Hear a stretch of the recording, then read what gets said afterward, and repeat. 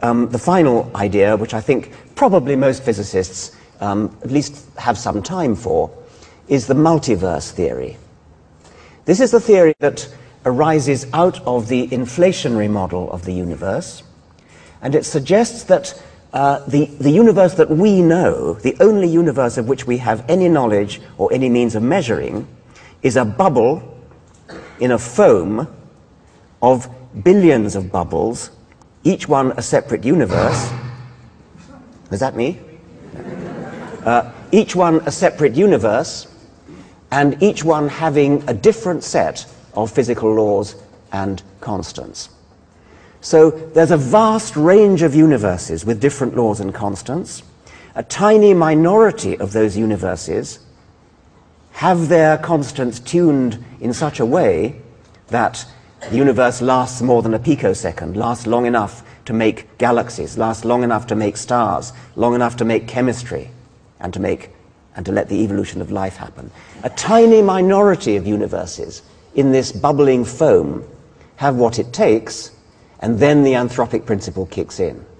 Of that foaming bubble of all those bubbles in the foam of the multiverse, we have to be living in one of the minority of universes that has what it takes to give rise to us because we are here.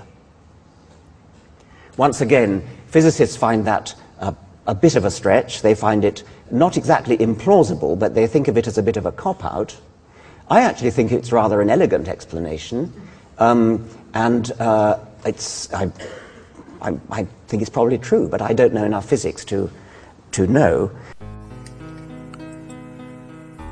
It may be a cop-out, but I like that model too. You see, I used to love watching soap bubbles when I was a kid. Watching the rainbow of colors as they formed.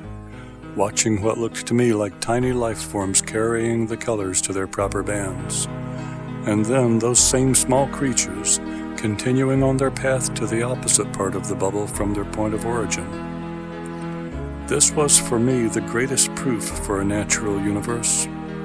That something so seemingly random could happen the same basic way every single time.